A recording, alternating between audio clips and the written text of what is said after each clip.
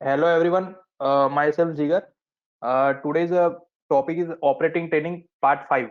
Uh, last हमने 4 part already complete कर चुके हैं सॉफ्टवेयर फीचर्स के, और आज हमारा फिफ्थ पार्ट है जिसके अंदर लास्ट टाइम ने डिस्कस किया था हमने रिपोर्ट मेनू के अंदर, और उसके अंदर ओआई रिलेटेड के जितने भी फंक्शन है वो ऑलमोस्ट यहाँ पे हमने देख लिए थे लास्ट पार्ट में, जो पार्ट 4 था। और उससे पार्ट 1 और 3 जिसके अंदर फाइल और चार्ट मेनू डिस्कस किया था, और उसके साथ रिपोर्ट मेनू भी था। तो अगर कोई आप नए यूजर जो कनेक्ट हुए आज, तो प्लीज वो आगे के भी पार्ट देख लीजिए, ताकि जो अभी एडवांस चल रहा है फंक्शन में, तो उसमें थोड़ा आइडिया आपको ज्यादा आएगा। और ये पूरा रिकॉर्डिंग यूट्यूब पे अवेलेबल है, तो आप वन बाय वन पूरे पार्ट देख सकते हैं। तो आज का हमारा जो फिफ्थ पार्ट है उसके अंदर रिपोर्ट मेनू के अंदर मैं आपको ऑप्शन कैलकुलेटर से दिखाने वाला हूँ। ऑलरेडी आगे के हम देख चुके हैं आगे के पार्ट में। First of all, last time में जो डिस्कशन किया था उसका थोड़ा सा मैं रिव्यू दे देता हूँ आपको, ताकि फंक्शन कंटिन्यू है तो वो प्रॉपर हम ट्रैक पे आ जाए। लास्ट टाइम पे मैंने डिस्कस किया था, उसमें एक तो फ्यूचर के बारे में बताया था, उसके साथ साथ ओपन इंटरेस्ट के रिलेटेड के फंक्शन देखे थे। और उसके अंदर जैसे हर एक स्ट्राइक प्राइस पे जितना ओआई डेटा बना हुआ है, और उसके साथ साथ उसका जो ग्रीक का डेटा है, तो वो सारे फंक्शन जिसके थ्रू रीड होते हैं, तो वो सारे डेटा कहाँ से फैच हो रहे हैं, कौन सा फंक्शन कौन सा डेटा फैच करके दे रहा है, वो सारा हमने डिस्कशन किया था। उसके अलावा टोटल जो 4 कंडीशन है, जैसे लॉन्ग बिल्डअप है, शॉर्ट बिल्डअप है, शॉर्ट कवरिंग है और लॉन्ग अनवाइंडिंग है, ये 4 जो मेन फीचर की जो कंडीशन है जिसके बेस पे हम फ्यूचर भी डिसाइड कर सकते हैं, और उसके साथ साथ ऑप्शन के डेटा में भी ट्रेड ले सकते हैं। अगर आप बायर हो तो बायर की तरफ, अगर आप राइटर हो तो उसकी तरफ का, ठीक है। तो उसके रिलेटेड का दिखा था, और उसके साथ साथ जो मार्केट लिमिट रहता है और कॉस्ट ऑफ पे रहता है, वो सारे हमने डिस्कशन किया था। अभी उसी के अंदर का एक और फंक्शन है। लास्ट टाइम में जो ग्रीक हमने देखा था वो वैल्यू शो कर रहा था, बट आज जो हम देखने वाले वो ऑप्शन कैलकुलेटर है, जिसको हम ग्रीक कैलकुलेटर भी बोलते हैं। कि ऑलरेडी वैल्यू तो शो कर रहा है, जैसे डेल्टा की वैल्यू क्या बन रहा है, थीटा का वैल्यू क्या बन रहा है, वेगो क्या क्या बन रहा है, वो पूरा कैलकुलेशन का वैल्यू हमें दिख रहा है। और पर्टिकुलरली स्ट्राइक प्राइस 2 हमें कैलकुलेशन उस पर करना है। कैलकुलेशन मतलब क्या है, एक कैलकुलेटर नाम सुन के आपको एक आइडिया तो आ गया होगा कि कैलकुलेटर का मतलब क्या है, कि कुछ कैलकुलेशन हमें करना है। अब कैलकुलेशन इन सेंस व्हाट के आपको आपके टारगेट के अकॉर्डिंगली आपने जो ट्रेड लिया है, तो उसमें कितनी पॉसिबिलिटी है, तो उसका हम कैलकुलेशन कर सकते हैं। बेस उसके अंदर ग्रीक ही है, तो ग्रीक के बेस पे कितनी उसके अंदर वॉलेटिलिटी मिल रही है, उसके साथ साथ थीटा में चेंजेस कितना आ रहा है, डेल्टा कितना होना चाहिए, और अगर सेम आपके टारगेट तक जा रहा है तो उसका वैल्यू क्या होगा, अगर टारगेट के आसपास पहुंच रहा है तो उसका अप्रोक्सली वैल्यू कितना होगा। तो वो पूरा कैलकुलेशन हम ऑप्शन कैलकुलेटर में देखेंगे। उसको ओपन करने के लिए आप इसको अल्टर ओ भी कर सकते हैं यहाँ से, और उसके अलावा यहाँ से भी आप डायरेक्ट ओपन कर सकते हैं। बट ये पर्टिकुलर ऑप्शन के लिए है, तो इसको ऑप्शन पे ही अप्लाई करना है। मतलब आप डायरेक्टली अगर रिपोर्ट में जाके ओपन करेंगे, तो अभी आप देखेंगे मेरे पीछे कोई चार्ट ओपन नहीं है, तो इसका मतलब है कि इसके अंदर वैल्यू जो दिखा रहा है वो जो क्या करना है, इसके अंदर चार्ट लेना है। चार्ट मतलब जैसे मैं यहाँ पे ऑप्शन का चार्ट में ओपन करूंगा, ये फंक्शन सिर्फ ऑप्शन के चार्ट पे ही फॉलो होगा।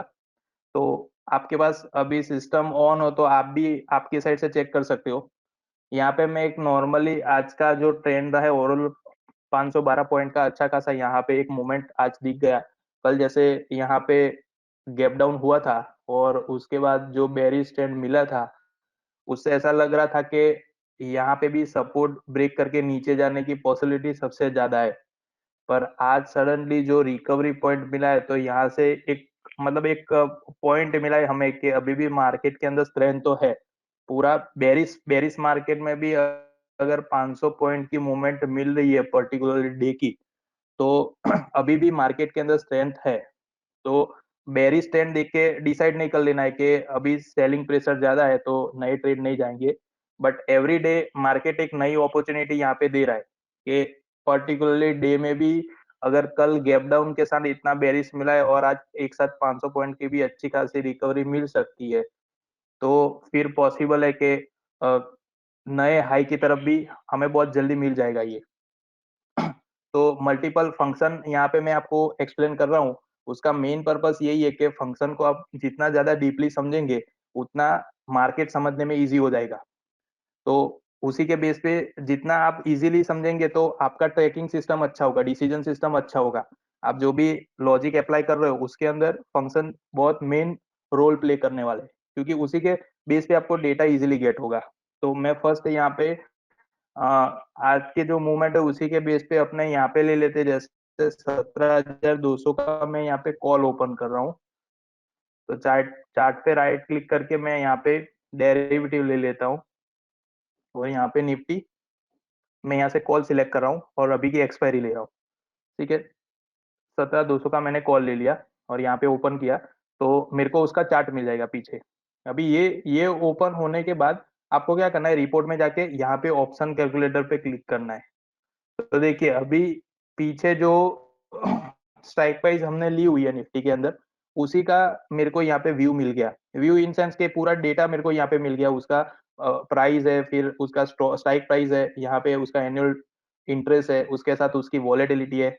यहाँ पे देखिए टाइम, उसके साथ साथ उसका टाइम पीरियड मतलब के कब एक्सपायर होने वाला है। एक अपना टाइम वैल्यू भी रहता है कि जितना टाइम वैल्यू उसके पास कम रहेगा, उतना उसके अंदर वो प्रीमियम ज्यादा वॉलेटाइल होगा। तो यहाँ पे टाइम वैल्यू भी दी हुई है, आप डेट के हिसाब से देख सकते हो। एक्सपायरी डेट जो है वो बाय डिफॉल्ट आएगी, और आप जिस दिन इसका यूज करें उसकी भी डेट यहाँ पे आएगी। तो आप कैलकुलेशन भी यहाँ से देख पाओगे। और उसके अलावा यहाँ पे ऑप्शन में कॉल और पुट है। अभी हमने जो सिलेक्ट किया है वो कॉल है, तो कॉल का दिखा रहा है। और नीचे इम्प्लाइड वॉलेटिलिटी है जो हमें यहाँ से दिखाएगी। अब इसको पूरा कैलकुलेट करने के लिए क्या रहेगा कि फर्स्ट ऑफ ऑल तो मेरे को यहाँ से टारगेट लेना पड़ेगा कि कौन से टारगेट से वो आ रहा है। ठीक है, तो मैं फर्स्ट यहाँ पे क्या करूंगा, टारगेट ले लूंगा। इसको मैं डायरेक्टली ओपन कर सकता हूँ यहाँ से। आप अल्टर ओ करेंगे, देखिए इस तरीके से भी आप ले सकते हो। तो ये पूरा अपने को मिल जाएगा। अब फर्स्ट फर्स्ट आपको क्या करना है, यहाँ पे स्टॉक प्राइस है, वहां पे स्टॉक प्राइस के अंदर आपको अपना टारगेट प्राइस लेना है। यहाँ पे स्ट्राइक प्राइस ऑलरेडी ले लिया उसने ऑटोमेटिकली। 17,200 आप देखेंगे, जो मैंने फर्स्ट आपको बताया था 17,200 की हम स्ट्राइक प्राइस ले रहे हैं, तो वो उसने यहाँ पे ले लिए। यहाँ पे जो स्टॉक प्राइस रहेगा वो हमें यहाँ पे जो टारगेटेड प्राइस है वो उसका लेना है। तो मैं यहाँ पे जैसे 17,200 का मैंने स्ट्राइक प्राइस लिया, तो मैं ऐसा यहाँ पे assume कर सकता हूँ कि आज का जो टारगेट है वो 17,400 तक, या फिर आप ऐसे भी मान सकते हो कि ये जो एक्सपायरी है वहां, वो एक्सपायरी तक अपने को 17,400 तक का टारगेट हो सकता है प्राइस वाइज। उसके उसके बाद हमें क्या करना है, यहाँ से आपको एनुअल इंटरेस्ट है, उसके अलावा यहाँ पे वॉलेटिलिटी है। वॉलेटिलिटी के अंदर क्या रहेगा, आपको यहाँ पे जो इम्प्लाइड वॉलेटिलिटी रहेगा ना, वो आपको यहाँ पे डालना है। अभी मैंने रिप्लाई चाहिए, वो इम्प्लाइड वॉलेटिलिटी के बेस पे हमें यहाँ पे वॉलेटिलिटी मिलेगी, और उसी का कैलकुलेशन हमें करना है। तो आप आपके साइड से वो चीज एक बार चेक कर लेना, और ये आएगा, ये वैल्यू अपने को दिखाएगा, क्योंकि लास्ट लास्ट जो भी क्लोजिंग मिला हुआ है वो क्लोजिंग के अकॉर्डिंगली यहाँ पे वॉलेटिलिटी रहेगी। या फिर आप रनिंग मार्केट में भी इस फंक्शन को यूज कर रहे हो, तो जो भी इम्प्लाइड वॉलेटिलिटी रहेगी ना, वो यहाँ पे शो करेगी। वो भी वैल्यू जो रहेगी वो पॉइंट के अकॉर्डिंगली यहाँ पे बनेगी। ठीक है, तो यहाँ पे वो वॉलेटिलिटी रख देना है। उसके बाद यहाँ पे डेट वाइज आप देख सकते हो, जैसे आज का जो डेट है तो 15 फरवरी का डेट है, और 17 फरवरी को एक्सपायरी है। तो अगर मेरे को ये कैलकुलेशन लेना है तो मैं क्या कर सकता हूँ, या मैंने 15 को लिया है तो मैं 17 तक का ले सकता हूँ, या फिर मैं अगर 2 दिन के लिए होल्डिंग रखना चाहता हूँ तो उसके अकॉर्डिंगली भी यहाँ पे डेट सिलेक्ट कर सकता हूँ। तो मेरे को डेट सिलेक्शन ले लेना है। अभी बाय डिफॉल्ट अपने एक्सपायरी रखते हैं, और उसके बाद यहाँ से कैलकुलेट करना है, तो वो कैलकुलेशन कर लेगा। अभी कैलकुलेशन करेंगे ना, तो यहाँ पे कॉल और यहाँ पे पुट, ये दोनों का कैलकुलेशन करके दे रहा है।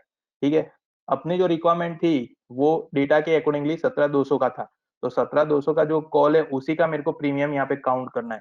तो सेम कंटिन्यूअसली सेम डे के वॉलेटिलिटी से चल रहा है तो अपने को ये प्राइस आने की पॉसिबिलिटी है, प्रीमियम ये होने के चांसेस है। अब एक्चुअल में ये जो वैल्यू आ रही है ना, वो वैल्यू किसके बेस पे आती है कि पर्टिकुलर डे की जो मूवमेंट है उसी के बेस पे आ रही है। मतलब इसको आप अप्रोक्सली वैल्यू मान सकते हैं। पॉसिबिलिटी यहाँ पे ज्यादा होती है क्योंकि हमने पूरा ग्रीक के बेस पे इसको कैलकुलेट किया है, पर वॉलेटिलिटी की ज्यादा इफेक्ट इसमें होगी क्योंकि कैसा रहता है कि पर्टिकुलरली डे की अगर बात करें तो जैसे आज का पूरा दिन था, वो कंटिन्यूअसली फर्स्ट ओपन हुआ, उसके बाद थोड़ा सा बेरिश हुआ, फिर थोड़ा बुलिश हुआ, फिर कंटिन्यूअसली मार्केट बुलिश ही हुआ है। तो एक रेंज उसको अच्छी खासी मिली है। जो कंटिन्यूअसली बुलिश हुआ मतलब एक सिंगल डे के अंदर उसने 500 पॉइंट कवर कर लिए। अभी ये सेम डे एवरी डे होने वाला नहीं है, कभी पॉसिबल है कि 100 पॉइंट प्लस होगा, कभी 150 होगा, कभी 200 होगा।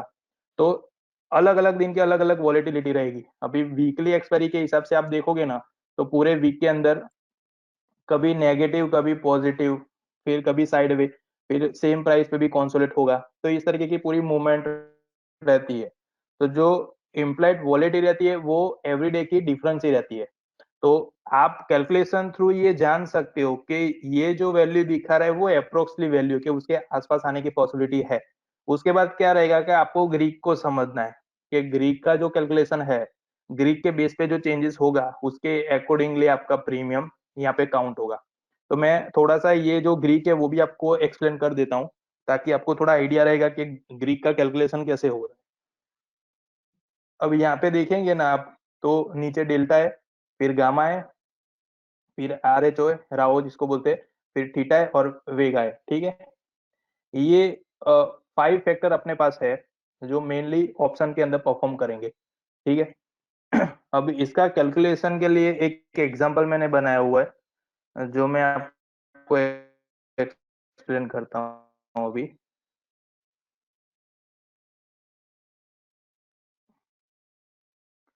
अब देखिए इसके अंदर फर्स्ट आपको क्या समझना है, ये पूरा ग्रीक का कैलकुलेशन ही रखा हुआ है। अब यहाँ पे फर्स्ट एक स्टॉक ले लिया है यहाँ पे एबीसी नाम का।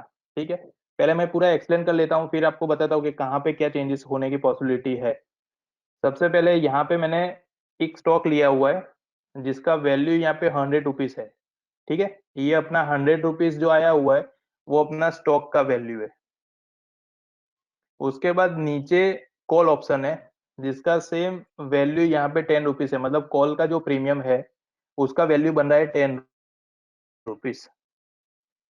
उसके बाद उसके अंदर जो ग्रीक बन रहा है, जैसे मैंने बताया कि पहले डेल्टा आएगा, फिर गामा आएगा, उसके बाद वेगा, यहाँ पे थीटा और यहाँ पे राहो। अभी ये चारों के डेफिनेशन है ना डिफरेंट है। मतलब कैसे रहेगा, जैसे डेल्टा जो रहता है ना वो सबसे मेन मेन फैक्टर डेल्टा है अपना। जितना भी कैलकुलेशन होगा ना वो पूरा कैलकुलेशन लास्ट में एयर डेल्टा में ही होगा। मतलब डेल्टा जितना स्ट्रॉन्ग है उतना ऑप्शन स्ट्रॉन्ग है। ये शॉर्ट में इसकी डेफिनेशन है। अभी इसके पीछे पीछे भी कैसा है कि मल्टीपल फैक्टर काम कर रहे हैं। तो डेल्टा के पीछे डेल्टा डायरेक्ट कनेक्टेड किससे है, डेल्टा डायरेक्ट कनेक्टेड हो जाएगा गामा से। तो डेल्टा का जो वैल्यू है वो कैसे काउंट होगा, तो डेल्टा के अंदर देखिए जैसे स्टॉक का जो वैल्यू है वो यहाँ पे 101 रुपीज चल रहा है। ठीक है, और उसका जो ऑप्शन है उसका वैल्यू अभी चल रहा है 10.05। मतलब फर्स्ट फर्स्ट हमने देखा था ना, तो यहाँ पे क्या था कि 100 रुपए का जो स्टॉक था उसका जो ऑप्शन था वो 10 रुपीज था। ठीक है, 100 रुपए वाला 101 हो गया, मतलब 1 रुपया वहां पे ऐड हुआ है। ठीक है, किसकी वजह से हुआ है, क्योंकि उसका जो डेल्टा है ना वो 0.5 है।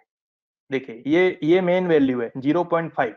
अब पहले तो डेल्टा की मैं एक रेंज भी बता देता हूँ आपको कि ये अपना जीरो है यहाँ पे, यहाँ से ऊपर और यहाँ से नीचे। ऊपर मतलब कितना है, यहाँ पे 0.1, ये 0.1। ठीक है, ये प्लस में है और यहाँ पे -0.1। ये एक रेंज है, अभी इसके बीच में डेल्टा रहता है। तो जीरो से ऊपर मतलब अभी जो डेल्टा यहाँ पे बना हुआ है ना, ये जो डेल्टा बना हुआ है वो है 0.5। तो 0.5 मतलब क्या हुआ, यहाँ पे 1 रुपया बढ़ा तो यहाँ पे देखिए 0.5। तो 1 रुपए का जो 0.50% है वो यहाँ पे ऐड हुआ तो उसका वैल्यू हो गया 10.5। जो 10 रुपए वाला प्रीमियम था कॉल का, वो स्टॉक 1 रुपया बढ़ा तो यहाँ पे 10.5 हो गया, 10 का 10.5 रुपया हो गया। अगर यहाँ पे 2 रुपया बढ़ा होता स्टॉक में तो यहाँ पे 11 रुपया हो जाता। ठीक है, तो 0.5 यहाँ पे ऐड हुआ। अब ये जो 0.5 यहाँ पे बना है वो किसके बेस पे, तो डायरेक्टली कनेक्टेड है वो गामा से। अब गामा का वैल्यू काउंट कितना होता है इसके अंदर, पूरे फैक्टर के अंदर ये जितने भी पैरामीटर है सबके अंदर गामा का वैल्यू है 0.1। 0.1 इसके अंदर ऐड होगा तब जाके डेल्टा 1 में कन्वर्ट होगा। तो देखिए यहाँ पे एग्जांपल में लिखा हुआ है, जैसे एबीसी नाम का जो स्टॉक है उसके अंदर 101 जो डेल्टा था, स्टॉक था उसके अंदर डेल्टा आपने लिया था 0.5 का। ठीक है, अब जैसे 101 रुपए वाला जो स्टॉक है वो हो जाएगा 102, तो उसके अंदर जो डेल्टा रहेगा ना वो कितना ऐड हुआ, 0.5 डेल्टा प्लस गामा 0.1, मतलब टोटल वैल्यू हुआ 0.6। तो देखिए यहाँ पे 0.6 आ गया।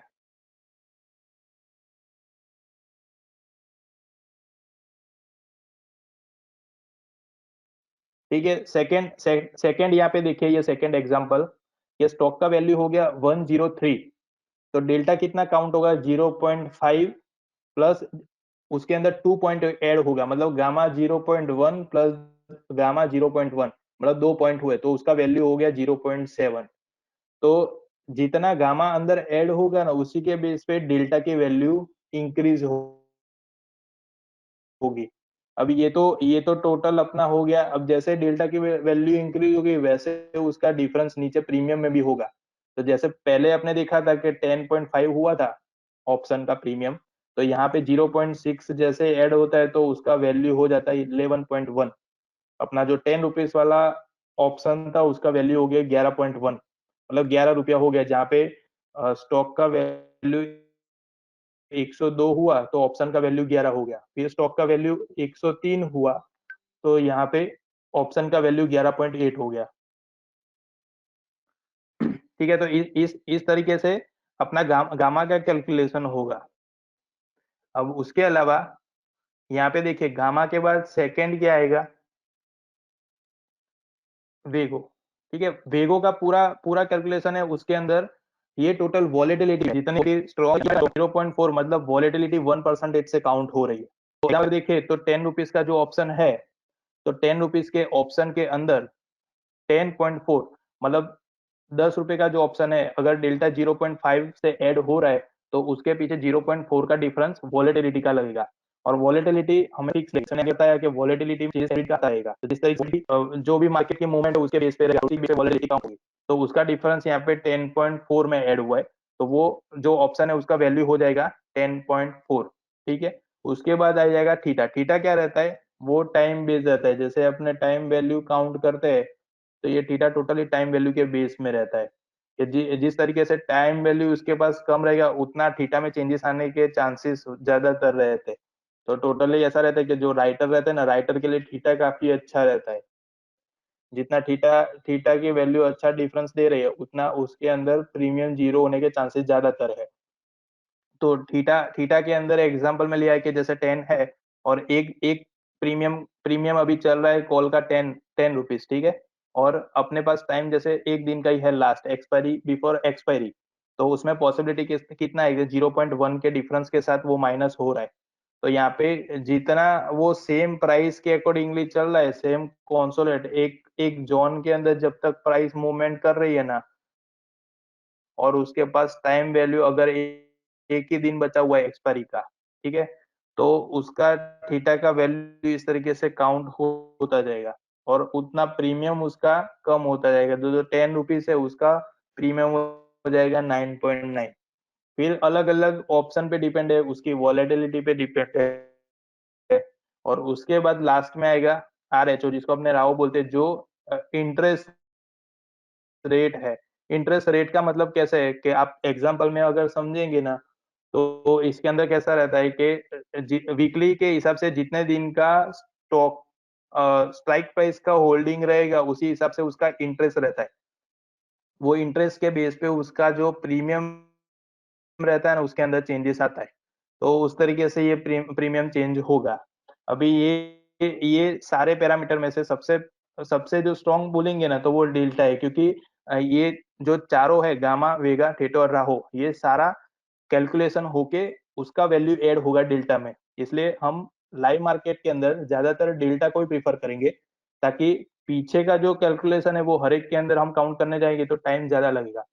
तो मेन डेल्टा को हमें फॉलो करना है, जिसके जिसका बेस ये चारों पैरामीटर है। तो इस तरीके से अपना डेल्टा बनता है। और डेल्टा आप याद रखना, डेल्टा के अंदर जो रेंज मैंने बताई है कि 0 से लेके 1 की प्लस में, और नीचे 0 से लेके -1 तक की, ये पूरी रेंज रहती है कॉल के लिए और पुट के लिए। ठीक है, जितना डेल्टा स्ट्रॉन्ग रहेगा ना उतना मूवमेंट अच्छा खासा मिलेगा, क्योंकि उसी के बेस पे उसका प्रीमियम भी यहाँ पे ऐड होता है। ठीक है, जैसे यहाँ पे 10.5 यहाँ पे ऐड हुआ, अगर डेल्टा यहाँ पे 0.9 होता तो पॉसिबल है कि अगर 10 रुपए की मूवमेंट मिले तो वहां पे 9 रुपीज है, वो डायरेक्टली प्रीमियम में अपने को काउंट मिलेगा। तो 10 वाला 109, 10 10 रुपीज वाला जो प्रीमियम रहेगा वो डायरेक्ट 19 रुपए का हो जाएगा। तो उस तरीके से वॉलेटिलिटी का हिसाब से डेल्टा के अंदर चेंजेस आते हैं।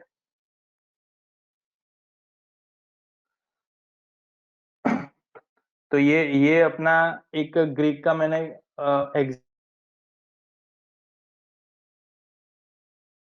एग्जाम्पल था, वो आपको एक्सप्लेन किया है। और आपको इसमें क्या करना है, ये पूरा कैलकुलेशन करने की जरूरत नहीं है, आपको डायरेक्टली इस तरीके से यहाँ पे जो स्ट्राइक प्राइस आपने ली हुई है उसी के बेस पे यहाँ पे आपको टारगेट ले लेना है, और उसके साथ यहाँ पे जो इम्प्लाइड वॉलेटिलिटी है वो यहाँ पे देना है, या फिर यहाँ पे एंटर कर देना है और उसका ताकि अपने कॉल का प्रीमियम होगा तो कॉल का यहाँ पे चेंजेस दिखाएगा, पुट का होगा तो पुट का। अब एक बार मैं डेट भी चेंज करके आपको दिखा देता हूँ ताकि यहाँ पे डिफरेंस पता चलेगा। जैसे 15 तारीख आज की है, अगर मैं कल की डेट यहाँ पे ले रहा हूँ और उसके बाद उसको कैलकुलेट कर रहा हूँ, तो देखिए उसके प्रीमियम में चेंजेस आ रहा है। तो जैसे मैंने बताया कि जितना टाइम वैल्यू उसके पास कम है उतना उसके अंदर थीटा में ज्यादातर चेंजेस आएगा, तो प्रीमियम उतना ही उसके अंदर घिसता जाएगा, वो ज्यादातर रेंज बनाता जाएगा। तो राइटर के लिए वहां पे बेनिफिट है, बट जो बाय करके चल रहे हैं उनके लिए वहां पे लॉस। तो अभी या फिर राइटिंग के लिए कैलकुलेट आपके टारगेट लिए यूज रहेगा, कितना टारगेट हम सेट कर सकते हैं और कितने दिन का होल्डिंग रख सकते हैं। तो आपको एक एवरेज मिल जाएगा कि यहाँ तक का हम टारगेट लेके चल सकते हैं। ठीक है, तो ये फर्स्ट यहाँ पे रिपोर्ट के अंदर ऑप्शन कैलकुलेटर था, जो डायरेक्टली आप अल्टर हो करके भी ओपन कर सकेंगे। पे यूज करना, ठीक है। सेकंड, ठीक है, तो पर्टिकुलरली फिल्टर करना है। ग्रुप एनालिसिस को आप सेक्टर एनालिसिस भी यहाँ पे बोल सकते हो। इसके अंदर क्या रहेगा, मेरे को कैटेगरी के अंदर एक्सचेंज डिफाइन एनएससी ले लेना है, और उसके बाद यहाँ पे प्रोसेस करना है। प्रोसेस करने पे यहाँ पे सारे ग्रुप दिखेंगे, ये सारे ग्रुप यहाँ पे दिख रहे हैं। ग्रुप के अंदर जैसे निफ्टी 50 है, 500 है, आईटी है, ऑटो सेक्टर है, फिर एफएमसीजी है, फार्मा सेक्टर है, मीडिया है, रियलिटी है, सारे अलग अलग जो भी सेक्टर्स है वो सारे मेरे को यहाँ पे शो कर रहे हैं। ठीक है, अब एवरी डे की जो पॉसिबिलिटी रहती है, तो सम टाइम क्या रहता है कि कभी आईटी अच्छा परफॉर्म कर रहा है, कभी फार्मा अच्छा अच्छा परफॉर्म कर रहा है। तो जो भी सेक्टर स्ट्रॉन्ग रहता है उसी के बेस पे निफ्टी को सपोर्ट मिल रहा है, और उसी के बेस पे निफ्टी भी परफॉर्म करता है। मतलब इंडेक्स जो रहेगा ना वो पूरा सेक्टर बेस्ड रहता है नॉर्मली। जितना इंडेक्स का वेटेज, इंडेक्स के अंदर स्टॉक का वेटेज ज्यादा रहेगा उतना इंडेक्स अच्छा परफॉर्म करेगा। तो यहाँ पे मैंने ग्रुप एनालिसिस के अंदर प्रोसेस किया तो सारे ग्रुप आ गए। फर्स्ट अपने को ग्रुप का नाम दिखाई दे रहा है, उसके बाद यहाँ पे टोटल स्क्रिप्ट है, जो ग्रुप के अंदर ऐड है वो टोटल स्क्रिप्ट दिखा रहा है, उसमें से एक्टिव कितनी है वो यहाँ पे दिखा रहा है। और यहाँ पे थर्ड लास्ट है, उसके अंदर क्लोजअप परसेंटेज है। क्लोजअप परसेंटेज को कैलकुलेट इस तरीके से करते हैं, जैसे यहाँ पे 50 स्क्रिप्ट यहाँ पे टोटल है, उसमें से 50 एक्टिव है। ठीक है, तो क्लोजअप परसेंटेज के अंदर 96 है, तो ये आउट ऑफ 196 यहाँ पे दिखा रहा है। मतलब इसके अंदर 2 या 3 स्क्रिप्टें ऐसी होगी जो नेगेटिव है, बाकी सब इसमें पॉजिटिव, मतलब ये जो रेशियो आपको दिख रहा है ना, वो पूरा पॉजिटिव रेशियो दिख रहा है।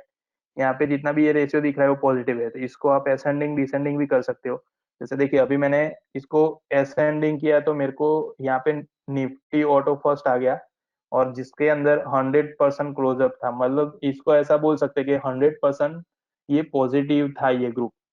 ठीक है, उसके बाद ऑल इंडेक्स है, फिर बैंक निफ्टी का आ गया, तो बैंक निफ्टी के अंदर भी 100% यहाँ पे पॉजिटिव था। फिर निफ्टी सर्विस है तो उसके अंदर भी 100% था। आईटी है तो 100% मतलब सारे ग्रुप के सारे स्टॉक आज पॉजिटिव रहे हैं। एक भी ऐसा नहीं है जो बेरिश हुआ है आज या फिर नेगेटिव बना है। ठीक है, अभी ये मेरे को सेक्टर तो यहाँ पे मिल गए कि इतने सारे सेक्टर है। फिर सेक्टर के बाद सेकंड क्या चाहिए, स्क्रिप्ट चाहिए कि कौन सी स्क्रिप्ट है जो परफॉर्मिंग है। तो फर्स्ट अपने ऑटो को ले लेते हैं। ऑटो के अंदर मैं डबल क्लिक कर रहा हूँ। पहले ये फिल्टर किया, यहाँ पे फिल्टर करने के बाद मैंने निफ्टी ऑटो को सिलेक्ट किया, यहाँ पे डबल क्लिक किया, तो उसके अंदर जितने भी स्क्रिप्ट है वो सारी स्क्रिप्ट यहाँ पे मेरे को शो कर रहा है। ठीक है, फर्स्ट यहाँ पे एक्सचेंज आ गया कैश में, फिर उसका कोड है, फिर स्क्रिप्ट नेम है, उसके बाद उसका लास्ट जो क्लोजिंग रहा था वो मेरे को दिखाई दे रहा है। करंट जो है, करंट मतलब आज का जो क्लोजिंग मिला वो दिखाई दे रहा है, और उसके साथ साथ उसके परसेंटेज है, मतलब उसने फिल्टर कैसे किया, कल का जो क्लोजिंग था उसके बेस पे अभी कितना पॉजिटिव है कितना नेगेटिव हो उसने फिल्टर किया। अभी ये निफ्टी ऑटो जो ग्रुप था वो पूरा हमारा 100% था, तो मैं यहाँ से परसेंटेज वाइज मैंने फिल्टर किया, तो उसके अंदर सबसे हाईएस्ट जो मूवमेंट दिया ना वो टाटा मोटर्स था। तो मैं यहाँ पे क्लिक करूंगा तो पीछे टाटा मोटर्स का चार्ट भी ओपन हो जाएगा। देखिए ये टाटा मोटर्स का चार्ट आ गया। ठीक है, तो आज आज जो परफॉर्मिंग स्टॉक था उसके अंदर टाटा मोटर्स आ गया, और उसके बाद सेकंड था तो आइसर मोटर है। तो आइसर मोटर के अंदर भी आप देखेंगे तो अच्छी खासी मूवमेंट मिली हुई है। फिर हीरो मोटर है तो ये भी परफॉर्मिंग था। अब यहाँ पे आप देखिए मैंने सॉर्टिंग किया ना तो वो परसेंटेज वाइज यहाँ पे डिफरेंट डिफरेंट सॉर्टिंग हो गया, बट सेक्टर एक ही है, निफ्टी ऑटो ही है, और उसके उसमें से जो ओवरऑल गुड परफॉर्मेंस था वो मेरे को यहाँ से मिल गया। तो आप इस फंक्शन को यूज कैसे कर सकते हैं, जैसे आप पर्टिकुलरली यहाँ पे अगर कोई ग्रुप को फॉलो कर रहे हैं या फिर कोई सेक्टर को फॉलो कर रहे हैं, तो उसके अंदर की पॉसिबिलिटी देख सकते हैं कि कितना परसेंटेज वो पॉजिटिव या नेगेटिव। या फिर सेकंड कैसे यूज कर सकते हो, जैसे आपको स्टॉक सिलेक्शन चाहिए और स्टॉक सिलेक्शन के साथ साथ जो ट्रेंड है निफ्टी का उसको आप फॉलो, मतलब ट्रेंड वाइज आप जाएंगे, जैसे बुलिस है तो बुलिस में आपको जाना है, बेरिस है तो बेरिस में, ट्रेंड के साथ साथ चलेंगे तो बेटर रहेगा, रिजल्ट अच्छा मिलेगा। तो यहाँ पे मैं फिल्टर कर दूंगा। फिर फिल्टर करने के बाद मेरे को जो ग्रुप आज स्ट्रॉन्ग यहाँ पे मिल रहा है वो ग्रुप को मैं सिलेक्ट कर दूंगा, और उसमें से जो ओवरऑल गुड परफॉर्मिंग रहेंगे वैसे मैं 2-3 स्टॉक यहाँ से सिलेक्ट कर सकता हूँ, ताकि उसके विन होने के चांसेस ज्यादा रहेंगे। तो ये उस तरीके का पूरा अपने को सेटअप मिल जाएगा, जिसके अंदर आपको कुछ अलग चार्ट में जाके चेक नहीं करना है। यहाँ से आपको सिर्फ स्टॉक सिलेक्ट करना है, और उसी के अंदर आपका जो भी सेटअप है उसके अंदर आप यूटिलाइज इसको कर सकते हैं। तो जो स्टॉक सिलेक्शन रहेगा ना वो एकदम इजी रहेगा। और यहाँ से भी आपको ध्यान रखना है, जैसे अभी क्लोजअप परसेंटेज मिले हुए हैं, आप इसको लाइव में यूज करेंगे ना तो इसके परसेंटेज स्टार्टिंग स्टार्टिंग में कैसे 1%, 2% वैसी रेंज रहेगी। तो बेटर है कि 1% अबव जितने भी स्टॉक आपको यहाँ पे दिख रहे हैं वो 4-5 सेक्टर पकड़ लीजिए जो सबसे स्ट्रॉन्ग बने हुए हैं। जैसे आज की बात करें तो देखिए बैंक निफ्टी है, फिर उसके बाद निफ्टी ऑटो है, यहाँ पे पीएसयू बैंक है, फिर यहाँ पे आईटी सेक्टर है, तो वो सारे आज 100% चले, मतलब टोटल पॉजिटिव थे। अब इसको मैं डबल क्लिक करूंगा आईटी में, और इसको मैं फिल्टर कर रहा हूँ तो जो सबसे स्ट्रॉन्ग है तो वो मेरे को टॉप में दिखाई देंगे। तो आईटी में से आप 2-3 स्टॉक को सिलेक्ट करिए, फिर ऑटो में से 2-3 ले लीजिए, बैंक निफ्टी में से ले लिए, तो पूरा एक आपका प्राइस वॉच तैयार हो जाएगा। फिर पॉसिबल है कि एवरीडे इस तरीके से आप सिलेक्ट करेंगे तो कुछ स्टॉक ऐसे रहेंगे कि जो रोटेट होते रहेंगे, मतलब जैसे विप्रो है तो विप्रो आज परफॉर्म कर रहा है, अगर ओवरऑल उसका इंडेक्स स्ट्रॉन्ग है तो कंटिन्यूअसली वो स्टॉक आने के चांसेस भी है, उसमें अच्छा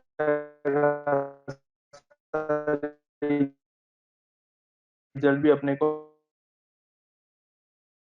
मिलने के चांसेस है। फिर कुछ रिवर्सल आएगा तो वो भी आपके प्राइस वॉच में ऐड होगा, उससे बेनिफिट ज्यादा रहेगा। मतलब उस टाइम पे आपको एक्स्ट्रा ऑर्डिनरी फिल्टर कहीं करने की जरूरत नहीं है।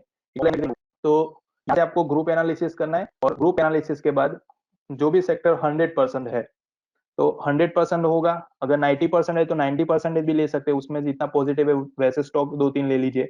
तो 3-4 अलग अलग यहाँ से आप सेक्टर को सिलेक्ट कर लीजिए जो सबसे स्ट्रॉन्ग यहाँ पे चल रहा है, और उसको डबल क्लिक करके उसके अंदर जो टॉप परफॉर्मिंग स्टॉक यहाँ पे दिख रहे हैं आपको, उसको आपको आपके वॉच लिस्ट में ऐड कर लेना है।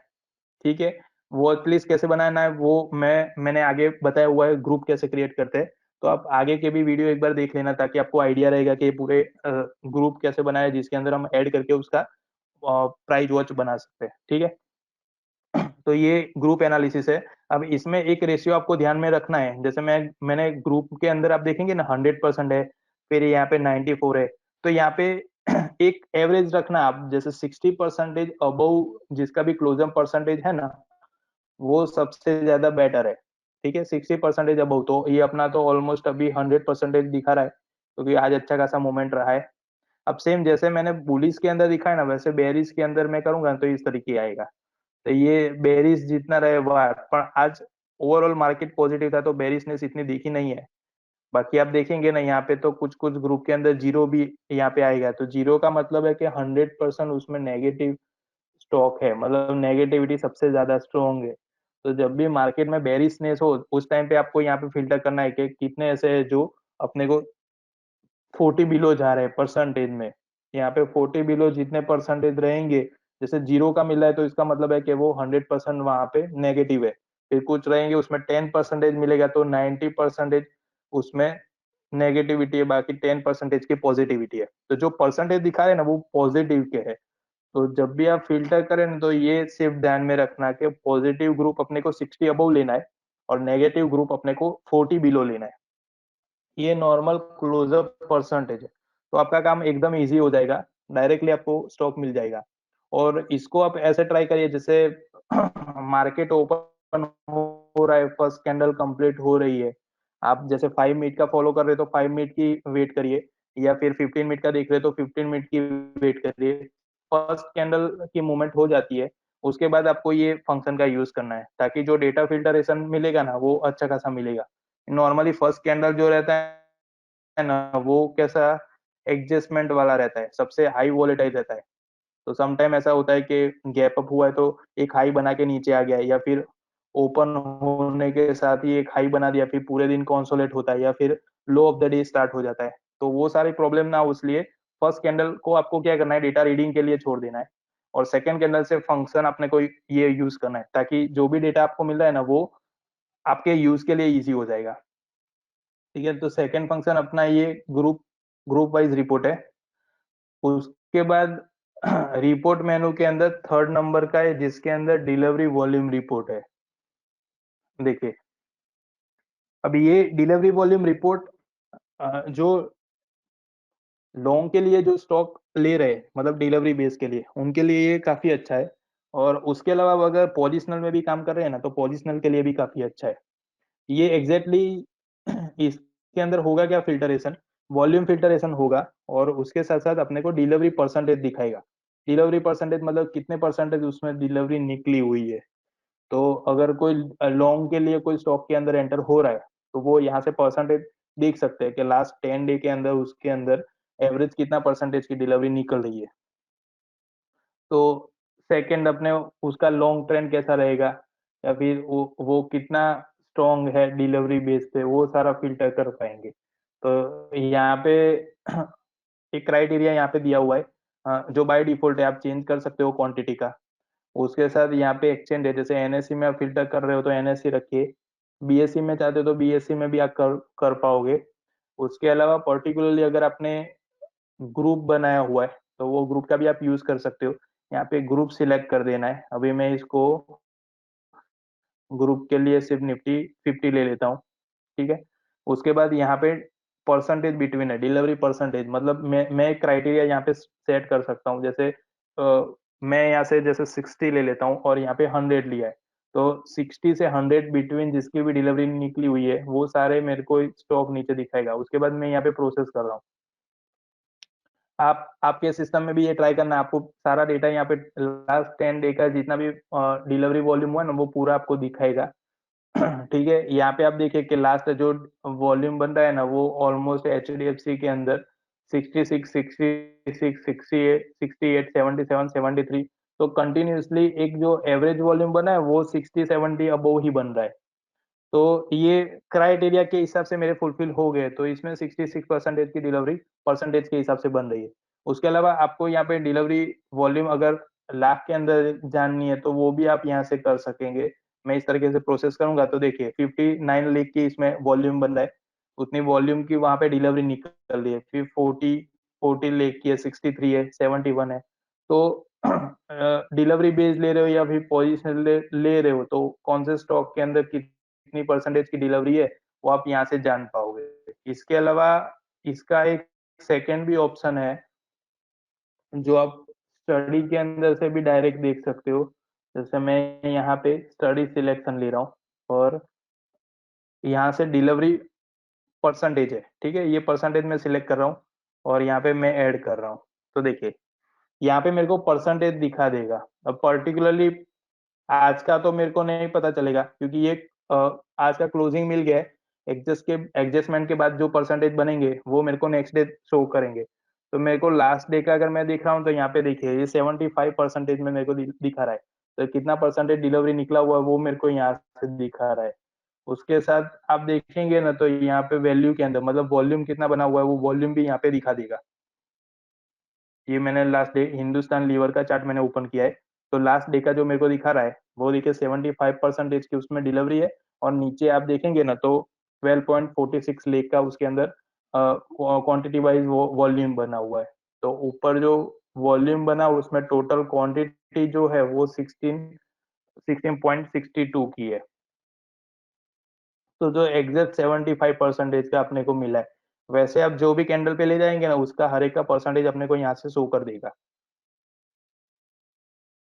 तो आप अलग अलग यहाँ पे स्टॉक वाइज भी ओपन करके देख सकते हैं। तो ये पूरा डिलीवरी परसेंटेज भी आपको आइडिया आ जाएगा कि इसके अंदर लॉन्ग डिलीवरी कितनी बन रही है। ठीक है, तो रिपोर्ट मेनू में जाके आपको ये यहाँ से डिलीवरी वॉल्यूम रिपोर्ट मिल जाएगा। और फिगर के साथ साथ आपको चार्ट में भी चाहिए तो चार्ट के अंदर आप स्टडी एज स्टडी करेंगे उसके अंदर अपने को डिलीवरी वॉल्यूम और डिलीवरी परसेंटेज जो जो डिलीवरी वॉल्यूम और परसेंटेज दोनों को अपने को चार्ट में शो करेगा। उसको सिलेक्ट करके ऐड कर देना है ताकि चार्ट में भी आपको आइडिया रहेगा कि जो भी आप स्टॉक यहाँ पे ऐड कर रहे हो उसी का वो नीचे परसेंटेज और वॉल्यूम दिखा देगा। ठीक है, उसके बाद सेकंड अपने यहाँ पे रिपोर्ट रिपोर्ट मेनू आज अपना यहाँ पे कंप्लीट हो जाता है। और सेकंड में यहाँ पे क्वेरी फंक्शन ओपन कर रहा हूँ। तो आज सेकंड हम क्वेरी पे चलते हैं। ऑलमोस्ट आगे के तीनों मेनू मैंने कंप्लीट कर दिए है और अभी मेरे को क्वेरी के अंदर जा रहा हूँ मैं। तो क्वेरी के अंदर फर्स्ट क्या रहेगा, फर्स्ट अपना जो है वो अलर्ट है। क्वेरी मेनू के अंदर फर्स्ट अलर्ट। अब अलर्ट किस लिए अपने यूज करेंगे। अब अलर्ट का पहले मैं थोड़ा सा शॉर्ट फॉर्म बता देता हूँ आपको कि मल्टीपल यूज में हम अलर्ट करते हैं। अलर्ट मतलब कैसे रहेगा, जैसे आप टेक्निकल क्वेरी यूज कर रहे हो तो वो भी एक टाइप का अलर्ट ही है। फिर टिक क्वेरी अगर आप यूज कर रहे हो तो वो भी एक अलर्ट ही है। फिर इवेंट सिलेक्टर आप यूज कर रहे हो तो वो भी एक अलर्ट है। ठीक है, तो वो सारे अलर्ट कैसे, तो सिस्टम के अंदर जो क्राइटेरिया हम सेट करते हैं जो कंडीशन सेट कर रहे हैं उसके बेस पे। अब यहाँ पे क्वेरी के अंदर जो अलर्ट सेट किया हुआ है ये पर्टिकुलरली प्राइस का अलर्ट है। मतलब कैसे, तो जैसे आप कोई इंडिकेटर का यूज कर रहे हो, ठीक है, हर एक इंडिकेटर की एक वैल्यू रहती है। जैसे एवरेज ले ले तो एवरेज की एक वैल्यू रहती है। तो मैं यहाँ पे एक छोटा सा एग्जांपल ले लेता हूँ ताकि ताकि आपको अलर्ट समझने में बहुत इजी रहेगा। यहाँ पे मैं एक सिंपल 10 का एवरेज में यहाँ पे ऐड कर रहा हूँ। ठीक है, एवरेज ऐड करने के बाद आप देखेंगे ना ये आज की कैंडल है और ये कल का कैंडल है। अब इसके अंदर जो नेगेटिविटी मिली थी ना वो क्रॉस ओवर बेस यहाँ पे मेरे को मिली हुई है। ये कंटिन्यूअसली इसके क्रॉस ओवर के बाद कंटिन्यूअसली ये फॉलिंग में जा रहा है। यहाँ पे ये एवरेज के ऊपर आया फिर वापस उसने क्रॉस किया वो नीचे जा रहा है। अब यहाँ पे एवरेज की वैल्यू कितना बन रहा है, ये यहाँ पे उसका वैल्यू दिखा रहा है। तो एवरेज बन रहा है 2280 का, ठीक है। तो इतना एवरेज यहाँ से दूर है, मतलब इतना ये बेरिश चल रहा है स्टॉक। अब मेरे को, मैंने ये पूरा एनालिसिस, अब मेरे को ये हिंदुस्तान लीवर के अंदर एक वैल्यू मेरे को मिला है 2280, जो एवरेज का वैल्यू है। तो मैं यहाँ पे एज्यूम कर सकता हूँ कि अगर एवरेज का क्रॉस ओवर हो रहा है, तो एवरेज के क्रॉस ओवर पे मेरे को अच्छी खासी मूवमेंट मिलने के चांसेस है, ठीक है। एग्जाम्पल में मैंने अभी एवरेज लिया हुआ है, पर आप अलग अलग इंडिकेटर का भी इसमें यूज कर सकते हैं। तो यहाँ पे मेरे को ये वैल्यू है, वैल्यू जब भी क्रॉस होगी तो तब पॉसिबल है कि यहाँ पे मेरे को अच्छी खासी मूवमेंट मिलेगी। तो मैं क्या करूंगा, ये जो वैल्यू है ना वो डायरेक्ट यहाँ पे सेट करवा दूंगा। ये मैंने कर दिया प्राइस का अलर्ट। तो आपको क्या करना है, यहाँ पे क्वेरी के अंदर अलर्ट, आपको डायरेक्टली स्टॉक के अंदर कंट्रोल जे करना है। कंट्रोल जे आप करेंगे ना, तो देखिए पहले मैंने ओपन किया था तो यहाँ पे कुछ अलग दिख रहा था, यहाँ पे अभी मैंने ओपन किया तो डायरेक्टली जो पीछे चार्ट है उसी का वैल्यू उसने ले लिया, ठीक है। हिंदुस्तान लीवर, ये उसके उसका कोड आ गया, यहाँ पे मेरे को वैल्यू रख देना। तो ये मैं वैल्यू यहाँ पे सेट कर रहा हूँ 2280, ठीक है। ये मैंने कब किया, जब मैं एनालिसिस कर रहा हूँ या फिर कोई स्टॉक के अंदर मैं उसका व्यू ले रहा हूँ, या फिर उसमें अलग अलग इंडिकेटर थ्रू मैं उसको देख रहा हूँ। तो वो सारा मैंने फिल्टरेशन किया, ठीक है। फिल्टरेशन के टाइम पे क्या रहेगा, इंडिकेटर वगैरह का तो अपने को टेक्निकल पे ही रहेगा, पर प्राइस रहेगा वो एवरी स्टॉक का प्राइस याद रखना थोड़ा मुश्किल हो जाएगा, क्योंकि अलग अलग इंडिकेटर के हिसाब से अलग अलग उसका वैल्यू रहेगा। तो मैंने अप्रोक्सली यहाँ पे जो भी वैल्यू मैंने उस टाइम पे डिसाइड किया, वो वैल्यू मैं अलर्ट में सेट कर दूंगा, ठीक है। और उसके साथ यहाँ पे मैं मैसेज लिख सकता हूँ। मैसेज मतलब कैसे, जैसे कैपिटल में ले लेते हैं एवरेज, ठीक है।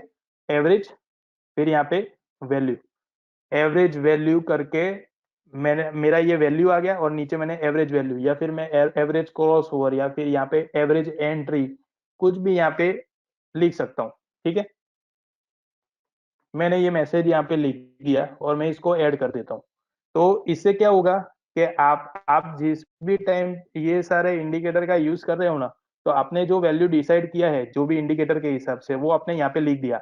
अब लाइव मार्केट के अंदर जब भी ये वैल्यू को क्रॉस करेगा स्टॉक, तो उस टाइम पे आपको ये मैसेज यहाँ पे पॉपअप बन जाएगा, और उसके साथ साथ बजल फैसिलिटी भी है इसके अंदर, तो एक बजल भी बजेगा जब भी अलर्ट डिस्प्ले हो रहा है। तो यहाँ पे ग्रीन कलर का पॉपअप आ जाएगा, उसके अंदर ये मैसेज आ जाएगा कि एवरेज वैल्यू एंट्री, ठीक है। तो उससे आपको आइडिया आ जाएगा कि ये हमने देखा था पहले। अभी ये पॉसिबिलिटी कैसा रहता है कि ये तो कल का जो वैल्यू था वो आज उसने ब्रेक कर दिया। कभी कभी ऐसे स्टॉक में रहता है कि 1 मंथ तक वो वैल्यू को क्रॉस नहीं कर पाता, या फिर 2 मंथ तक नहीं रह पाता। तो उतने दिनों का हम याद नहीं रख पाएंगे, उसका डायरेक्टली आप यहाँ पे वैल्यू और यहाँ पे मैसेज, तो इससे काम इजी हो जाएगा। ये सॉफ्टवेयर जब भी आप कनेक्ट कर रहे हो, तो उस टाइम पे ये अलर्ट जो रहेगा वो ऑटो यहाँ पे रन रहता है। और अगर आप इसको सेव करके अंदर रख रहे हो, तो आपको ये फाइल लोड करवाने की रहती है, ठीक है। तो उसी जब भी ये वैल्यू को क्रॉस करेगा ना, उसी टाइम पे आपको मैसेज मिल जाएगा। तो आपको डायरेक्टली ये आइडिया आ जाएगा कि हमने पहले एवरेज के हिसाब से देखा था, तो ये हमारा वैल्यू हमने सेट किया था जो अभी क्रॉस ओवर आ गया है। तो अब फिर डायरेक्टली वो स्टॉक को ओपन करके उसको देख सकते हैं कि अभी एंट्री प्रॉपर है या नहीं।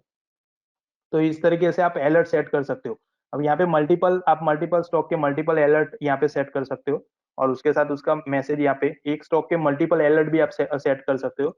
जैसे सेकेंड डे का करना है तो भी आप कर सकते हो, जैसे कल का कोई टारगेट आपने डिसाइड किया है, तो जितने भी टारगेट है वो सारे आप यहाँ पे एंटर कर दीजिए, और उसके साथ मैसेज लिख दीजिए कि ये प्राइस क्रॉस हो रहा है तो एंट्री, या फिर ये अपना एसएल है तो वो, या फिर आपने टारगेट रखा है एसएल रखा है तो वो भी आप यहाँ पे वैल्यू रख के सेव कर सकते हो। ताकि जब भी मार्केट के अंदर मूवमेंट, कई बार क्या तेरे वॉलिटिलिटी बहुत हाई रहता है, तो हर एक स्टॉक को आप देखने जाओगे तो वो पॉसिबल नहीं होगा। तो यहाँ पे जो वैल्यू सेट करवाया होगा ना, उसी हिसाब से फटाफट यहाँ पे मैसेज मिल जाएगा कि इसके अंदर टारगेट हो गया, इसके अंदर एसएल हो गया, या फिर बाय एंट्री बन रही है, उस तरीके का। तो ये प्राइस अलर्ट है, बहुत यूजफुल फंक्शन है, और आप सब ट्राई करना एक बार। काफी अच्छा फंक्शन है ये। इसके बेस पे क्या है कि डिस्प्ले तुरंत मिल जाएगा यहाँ पे एक पॉपअप, और एक आइडिया भी रहेगा कि ये वैल्यू से अपना एंट्री बन रहा है या फिर यहाँ से अपना एसएल बन रहा है। वैसे ये जितने भी अलर्ट आप यहाँ पे बना रहे हो ना, वो पूरा आप यहाँ से सेव कर देना है। आप सेव करेंगे तो सेव का ऑप्शन यहाँ पे आएगा, और यहाँ पे आपको यूजर अलर्ट या फिर बाय डिफॉल्ट आप नाम देके उसको सेव कर देना है। तो एवरीडे ये फाइल रन होगी। अगर आपने मल्टीपल अलर्ट की फाइल बनाई है तो आप यहाँ से लोड भी करवा सकते हो। जो भी आपका सिलेक्टेड अलर्ट रहेगा वो आप यहाँ से ओपन कर देना है। कभी भी इसमें चेंजेस करना है, जैसे अभी ये आपने वैल्यू डिफाइन किया था, सेकेंड टाइम आप कर रहे हो, अगर कुछ और वैल्यू से आपको करना है चेंजेस या फिर इंडिकेटर से, तो आप डायरेक्टली यहाँ पे मॉडिफाई भी उसको कर सकते हैं। ठीक है, यहाँ पे आप देखेंगे ना तो लेस देन और ग्रेटर देन दोनों दिए हुए, तो जैसे रिक्वायरमेंट हो कि प्राइस के ऊपर की वैल्यू आपने सेट किया है तो वो आप सेट कर सकते हो, नीचे का किया हुआ तो वो ग्रेटर देन लेस देन उसके हिसाब से आप सेट कर सकते हो। ठीक है, तो ये प्राइस अलर्ट है जो अपना क्वेरी के अंदर फर्स्ट नंबर का फंक्शन है। इसको आप कंट्रोल जे से डायरेक्टली ओपन करना, ताकि जो भी स्टॉक पीछे ओपन है उसी का आपको अलर्ट मिल जाएगा। उसके बाद यहाँ पे आते हैं टिक क्वेरी के अंदर। टिक क्वेरी मैंने ओपन की है। अब टिक क्वेरी एग्जैक्टली क्या रहेगा, टिक क्वेरी के अंदर हम इसको एक बर्ड डील फंक्शन बोलते हैं, जिसके अंदर हम मल्टीपल बर्ड डील फिल्टर कर सकते हैं। अब होता क्या है, टिक क्वेरी का मेन पर्पस क्या है यूज करने का। नॉर्मली जो एफ आई और डीएल डील होती है उसके अंदर कैसा रहता है कि उसका जो वैल्यू रहता है ना, बहुत हाई वॉल्यूम से वो लोग बाइंग करते हैं या फिर सेलिंग करते हैं। तो जो बड़े बड़े बड़े बल्क डील रहते हैं, जैसे 1 करोड़ के ऊपर का बल्क डील है या फिर 50 लाख के अबव का बल्क डील है, तो रिटेलर रिटेलर जो रहते हैं उसमें इतना वॉल्यूम नहीं मिलता है, उतनी बड़ी डील बहुत कम होने के चांसेस है। और एफ आई और डीएल जो डील होती है उसके अंदर ज्यादातर इस तरीके का रहता है, 1 करोड़ 2 करोड़ उसके ऊपर का। तो जितना बल्क डील अपने को यहाँ पे मिलता है वो बल्क डील अपने को फिल्टर करने के लिए टिक क्वेरी यूज करेंगे। और इसके अंदर आप क्राइटेरिया सेट कर सकते हो, जैसे यहाँ पे क्वांटिटी है तो पर्टिकुलरली क्वांटिटी वाइज आप फिल्टर कर सकते हो कि मिनिमम इतनी क्वांटिटी से ऊपर का ट्रेड हो, तो वैसी बल्क डील मेरे को यहाँ से मिल जाए।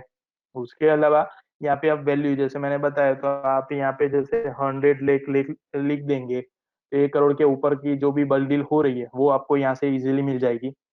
उसके साथ साथ नीचे आप देखेंगे ना तो ये कंडीशन है। अब कंडीशन मल्टीपल कंडीशन रहती है टेक्निकल। अब अगर आप यूज कर रहे हो अभी टेक्निकल कंडीशन तो आपको आइडिया रहेगा, बट अगर आइडिया नहीं है तो मैं थोड़ा सा रिव्यू दे देता हूँ। कंडीशन में कैसा रहेगा, जैसे देखिए आप यहाँ पे क्लिक करेंगे ना, ये आप डायरेक्टली अप्लाई भी कर सकेंगे। यहाँ पे फर्स्ट बुलिश कंडीशन दी हुई है, तो ये सारी बुलिश कंडीशन बनी हुई है। फिर उसके अलावा नीचे जाएंगे ना तो बेरिश कंडीशन है, तो नीचे बेरिश कंडीशन बनी हुई है। फिर उससे नीचे एमआईएससी कंडीशन है जिसके अंदर क्वांटिटी वाइज है, वो सारी आ जाएगी। और उसके नीचे जाएंगे ना यूजर डिफाइन के अंदर आप अपनी अलग से कंडीशन बना सकते हो। कंडीशन में मतलब देखिए, मैं एक कंडीशन अगर यहाँ पे बनाता हूँ तो ओपन इज इक्वल टू लो। ठीक है, ये एक मैंने कंडीशन बनाई, ये मेरी टोटली बुलिश कंडीशन हो गई कि जो भी स्टॉक ओपन और लो उसका सेम रहेगा, वैसा मेरे को फिल्टरेशन चाहिए, ऊपर वैसी बल्क डील चाहिए। तो जो भी स्टॉक के अंदर ओपन लो सेम बनेगा, मतलब क्या रहेगा, ग्रीन कैंडल बनी होगी, वो बुलिश कैंडल बनी होगी, तो वैसा ऊपर बल्क डील मेरे को मिल जाएगा। उसके साथ मैं सेकेंड कंडीशन और मिल रखता हूँ यहाँ पे, open is equal to low, sorry high.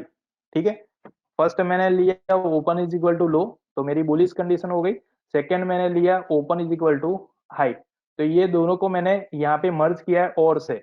आप दो यहाँ पे ऑप्शन देखिए, अपने पास tick query total number of tick query के अंदर 4 है। तो आप ऐसे भी कर सकते हो, जैसे मैंने यहाँ पे ओपन और ओपन लो ओपन हाई दोनों को साथ में रखा है, तो इसका मतलब बुलिश और बेरिश दोनों यहाँ पे दिखाई देगा।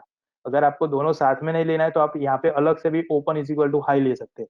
तो एक में बुलिश एंट्री आएगी, एक में बेरिश एंट्री आएगी। इससे क्या काम इजी हो जाएगा कि जहाँ पे भी बुलिश बेरिश स्टॉक की बल्क डील हो रही है ना, वो इजीली आपको आइडिया लग जाएगा। जैसे देखिए पीछे का ये जो स्टॉक बना हुआ है, इसके अंदर ओपन और हाई सेम बने हुए थे, तो ये ओपन हाई के साथ देखिए पूरा बेरिश है। मल्टीपल टाइम ऐसे चांसेस मिलते हैं जहाँ पे ओपन हाई सेम रहता है, तो ये पूरा बेरिशनेस अच्छी रहती है। जहाँ पे भी ओपन लो सेम बना होगा, जैसे देखिए ये ओपन और लो सेम बना हुआ है, तो ये पूरा बुलिश रहा है। तो इस तरीके से आप यूजर डिफाइंड यहाँ पे कंडीशन भी रख सकते हो, कुछ आपको ग्रेटर देन रखना है तो वो भी आप सेट कर सकते हो, और बाय डिफॉल्ट भी दी हुई है उसको भी आप डायरेक्टली अप्लाई कर सकते हो। कंडीशन अगर देखेंगे ना तो दिया हुआ है, जैसे मैंने आगे डिस्कस किया था कि ग्रुप जो है वो मल्टीपल पर्पज से हम यूज करेंगे, बहुत सारे फंक्शन में मेनली ग्रुप का यूज होगा। तो आप पहले ग्रुप को एक बार समझिए, ग्रुप को क्रिएट करिए, और जो ग्रुप के अंदर का डेटा रहेगा ना उसके बेस पे फंक्शन काफी अच्छा परफॉर्म करेगा। वरना तो क्या होगा कि जनरली जो अभी ग्रुप चल रहे हैं वही फॉलो अप करेंगे, और मल्टीपल स्टॉक आएंगे तो एवरी डे का कुछ अलग डिसीजन पॉसिबल है, क्योंकि आज अगर टाटा मोटर्स चल रहा है तो कल रिलायंस चलेगा, फिर परसों एचडीएफसी चलेगा, तो एवरी डे आपके डिसीजन चेंज होते रहेंगे। पर एक ग्रुप बनाया है जिसके अंदर आपने 10 15 20 स्टॉक रखे हुए हैं, तो आपको एवरीडे उसी ग्रुप में काम करना है। तो एक आपको आइडिया रहेगा कि आज रिलायंस में मूवमेंट है, कल ये अपने ग्रुप में है तो ये अच्छा परफॉर्मिंग है, कल अगर कोई और स्टॉक में रहेगा तो ग्रुप में रहेगा तो अच्छा परफॉर्मेंस देगा। तो अलग अलग रोज डेटा चेंज करने की जरूरत नहीं पड़ेगी। तो यहाँ से आपको क्या करना है, ग्रुप कर देना है, आपका जो भी यूजर डिफाइंड आपने ग्रुप बनाया हुआ है उसको आप सिलेक्ट कर दीजिए। उससे क्या बेनिफिट होगा कि आपके ग्रुप के जो भी स्टॉक है उसमें जितनी यहाँ पे बल्क डील हो रही है वो इजीली आप ट्रैक कर पाओगे। तो जहाँ पे भी बुलिश हो रही है इसका मतलब क्या है कि बाइंग प्रेशर अच्छा खासा मिल रहा है यहाँ पे, तो वैसे स्टॉक को आप बाय करके चल सकते हैं। फिर सेकंड अपना स्ट्रेटेजी वगैरह हम यूज करेंगे, डायरेक्टली ऐसा नहीं है कि टिक क्वेरी को देख के आप बाय कर लेंगे। पर ये एक एग्जांपल के लिए अच्छा है कि यहाँ से आपको एक पॉजिटिविटी मिल जाएगी कि ये इसके अंदर बाइंग प्रेशर अच्छा है, इसके अंदर वर्ल्ड डील काफी अच्छी हो रही है अपने क्राइटेरिया के हिसाब से। फिर इंडिकेटर को देखना है, इंडिकेटर के हिसाब से अगर वो स्ट्रांग है तो फिर एंट्री लेके आप चल सकते हो। तो ग्रुप आप सिलेक्ट कर सकते हो, ठीक है। तो जैसे टिक क्वेरी है तो अपने पास यहाँ पे टोटल 4 टिक क्वेरी है, सेम हर एक के अंदर सेम ही आएगा। आप अलग-अलग यहाँ पे ग्रुप ले लेना है, और अलग-अलग आप कंडीशन के हिसाब से ले सकते हैं। अगर कैश और फ्यूचर दोनों में आप काम कर रहे हो, तो नंबर ऑफ टिक क्वेरी आप 4 यूज़ करिए, ऐसा मैं सजेस्ट करता हूँ आपको। एक में आप कैश के कैश का ग्रुप ले लीजिए जिसके अंदर सिर्फ बुलिश हो, सेकंड में आप सिर्फ बेरिश हो वैसा लीजिए उसमें भी कैश का, और थर्ड जो टिक क्वेरी है उसके अंदर भी बुलिश की कंडीशन लीजिए पर नीचे फ्यूचर का ग्रुप लीजिए, और फोर्थ नंबर की टिक क्वेरी है उसके अंदर भी सेम के यहाँ पे फ्यूचर का ग्रुप लेना है पर बेरिश की लेनी। मतलब क्या हुआ, कैश का एक सिलेक्शन हो गया जिसके अंदर 2 टिक क्वेरी ऐसी है कि एक बुलिश दिखा रहा है एक बेरिश दिखा रहा है, और 2 टिक क्वेरी हो गई फ्यूचर की जिसके अंदर एक बुलिश दिखा रहा है एक बेरिश दिखा रहा है। तो दोनों का व्यू एक साथ आपको मिलेगा, कैश के अंदर जो मूवमेंट हो रही है उसका भी मिल जाएगा, और फ्यूचर में जो हो रही है वो भी मिल जाएगा। फंक्शन का आप जितना ज्यादा यूज करेंगे ना उतना आपका काम ईजी हो जाएगा। वरना फिर कैसा रहेगा, हर एक स्टॉक को ओपन करो, उसमें ये सेट करो वो सेट करो और ये फिल्टरेशन करे, अलग अलग बहुत सारे पार्ट देखने पड़ेंगे। पर फंक्शन को आप समझ लेंगे ना तो काम काफी ईजी हो जाएगा। आपको सिर्फ क्या करना है, सिस्टम सेट करके सिर्फ उसको वॉच लिस्ट में रखना है, ताकि जब भी ये क्राइटेरिया के अकॉर्डिंगली वो स्टॉक फिल्टर होता है तो फिर डायरेक्ट आप एंट्री लेके चलिए। ठीक है, तो ये टिक क्वेरी का भी मोस्टली आपको यूज करना ही है, और जितना आप ज्यादा यूज करेंगे ना उतना इसके अंदर रिजल्ट काफी अच्छा मिलेगा। कई कई बार क्या होता है कि स्टॉक की जो मूवमेंट होती है ना, कई बार ऐसा होता है कि लो ऑफ द डे चल रहा है, जैसे आज ही हुआ था बेरिश चल रहा था, ये सडनली वो मार्केट अच्छा खासा मूवमेंट में आ गया।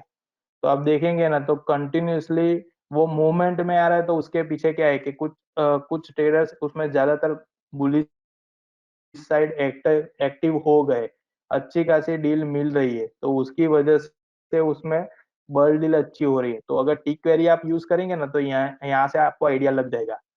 कंटिन्यूअली निफ्टी के अंदर बल्क डील स्टार्ट हुई, टाटा मोटर्स के अंदर आ गई, तो ये जो जितना भी ट्रेंड है ना वो शुरू से आप ट्रैक कर पाओगे। ठीक है, तो टिक क्वेरी को आप यूज करिए। अगर आपके पास ये सेटअप नहीं किया हुआ है तो आप ये डायरेक्टली आप खुद से भी सेटअप कर पाओगे, और या फिर आप सपोर्ट पर्सन से बात करके भी इसका सेटअप करवा सकते हो। तो टिक क्वेरी था, उसके उसके बाद अपना मार्केट क्वेरी है। मार्केट क्वेरी के अंदर बेसिकली क्या रहेगा, जैसे मैंने टिक क्वेरी के अंदर कंडीशन बनाई, ठीक है, तो उसी तरीके से ये फिल्टरेशन के लिए काफी अच्छा रहेगा। फिल्टरेशन मतलब कैसे रहेगा कि फर्स्ट जो यहाँ पे क्राइटेरिया दिया हुआ है ना, वो क्राइटेरिया अपना बेसिक क्राइटेरिया है कि मार्केट क्वेरी में होगा क्या कि आप आपके कंडीशन के अकॉर्डिंगली स्टॉक को फिल्टर कर पाएंगे। मतलब फर्स्ट उसने रेट दे दिया है, तो कितने वैल्यू का होना चाहिए स्टॉक, तो यहाँ पे आप अपना स्टॉक का वैल्यू डिफाइन कर सकते हैं। कई बार ऐसा होता है कि कुछ अच्छी खासी मूवमेंट मिल रही है स्टॉक, बट वो जो उसको बाय कर सकते हैं कि लोग लिए वो रिजल्ट अच्छा है अगर हो सके, उस तरीके का हम करते हैं कई बार। तो उस तरीके का रेट आप यहाँ पे फिल्टर कर सकते हैं। ठीक है, तो आपको यहाँ पे रेट का वैल्यू सेट करवा देना है। जैसे 10 रुपीज के 10 रुपीज से लेके मैं जैसे यहाँ पे 1000 रख देता हूँ। ठीक है, तो इसके बिटवीन का जो भी प्राइस रहेगा ना, वैसे स्टॉक मेरे को फिल्टर हो जाएंगे। उसके बाद यहाँ पे परसेंटेज ले लेना है। परसेंटेज मतलब क्या है कि कल का जो क्लोजिंग हुआ है उससे आज कितना स्ट्रॉन्ग है, तो वैसे परसेंटेज वाइज आप यहाँ पे सेट करवा सकते हो। तो आज कोई स्टॉक में आप एंट्री लेना चाहते हो, तो वैसे यहाँ पे फिल्टर हो जाएगा। जैसे देखिए पीछे एक एग्जाम्पल ओपन ही है टाटा मोटर्स का। वो काफी दिनों से यहाँ पे आप देखेंगे ना, तो ये एक कॉन्सोलेट जोन बना था, फिर थोड़ा बेरिश हुआ, फिर वापस से उसने पॉजिटिव दिया, फिर वापस उसने गैप डाउन किया और नेगेटिव हुआ। अभी यहाँ पे देखेंगे ना, तो एक सपोर्ट अच्छा खासा मिला। आज एक अच्छी खासी रिकवरी मिली 6.64% से, मतलब 6.5% उसने आज स्ट्रॉन्ग बनाया है। तो मैं यहाँ पे परसेंटेज अगर डिफाइन कर रहा हूँ कि जैसे 2% से लेके यहाँ पे 5% बिटवीन या फिर 10% बिटवीन जो भी स्टॉक की मूवमेंट है वैसे मेरे को चाहिए इस वैल्यू के अंदर, तो मेरे को उस टाइप के स्टॉक में उसके बाद क्वांटिटी है। क्वांटिटी भी इंपॉर्टेंट है कि जितना लंबा हो उतना वो ज्यादा स्ट्रॉन्ग, तो जितनी क्वांटिटी ज्यादा हुई उतना अपने लिए बेटर है। तो क्वांटिटी यहाँ से आप सेट करवा सकते हो। उसके साथ यहाँ पे वैल्यू, कितनी वैल्यू में उसका कितना वॉल्यूम हुआ उस तरीके से आप टिक करवा सकते हो यहाँ पे। तो ये वैल्यू में आप वॉल्यूम डिफाइन कर सकते हो। जैसे 100 मैंने सेट किया हुआ है, तो 1 करोड़ का ऊपर का वॉल्यूम हुआ वैसे स्टॉक रहेंगे तो वो फिल्टर हो जाएगा। तो वो आपको सेट कर देना है। फिर टिक्स जो रहेगी, तो नंबर ऑफ इसमें ट्रेड रहते हैं, कितने ट्रेड में आज काम हुआ है, तो वो आप यहाँ से सेट करवा सकते हो। तो ये सारे बेसिक क्राइटेरिया है जो आपको ध्यान में रखने हैं, और जिसके बेस पे आपको स्टॉक फिल्टरेशन ईजी मिलेगा। उसके साथ साथ यहाँ पे कंडीशनों को फॉलो करवाना। कंडीशन मतलब कैसे, जैसे मैं यहाँ पे टिक कर रहा हूँ और यहाँ पे अपने पास अलग अलग जैसे टिक एवरेज है, हाई लो है, फिर कल का क्लोज हाई ओपन है, फिर मेरे को ऑफर रेट चाहिए, फिर ऑफर क्वांटिटी चाहिए, क्लोज चाहिए, फिर आप देखेंगे पीवोट है, वो सारे चाहिए। यहाँ पे सिंपल में यहाँ पे जैसे ओपन ले लेता हूँ। ठीक है, और सेकेंड कॉलम में उसके अंदर हाई ले लेता हूँ। ये मैंने यहाँ पे दोनों को सेट कर दिया। यहाँ पे ग्रुप सिलेक्शन है, मैं यहाँ पे ग्रुप में जा रहा हूँ। यहाँ पे निफ्टी 50 का ग्रुप ले लिया। अभी यहाँ से मैं इसको डायरेक्टली रन कराऊंगा, तो देखिए यहाँ पे मेरे को जो भी ओपन वैल्यू है और हाई वैल्यू है वो दोनों यहाँ पे दिखा दिया। ठीक है, अब ये तो क्या किया मैंने, जो यहाँ पे कंडीशन सेलेक्ट की है ना उसका यहाँ से डायरेक्टली अप्लाई कर सकता हूँ। जैसे बुलिश बेरिश की कंडीशन ऑलरेडी यहाँ पे दी हुई है, बट अपने यहाँ पे एक कंडीशन बना देते हैं जैसे टिक क्वेरी में बनाया था। तो मैं यहाँ पे open is equal to high, ठीक है, ये कंडीशन मैंने बना दी। यहाँ पे मैं उसको टिक करता हूँ और फिर उसके साथ उसको रन करवाता हूँ।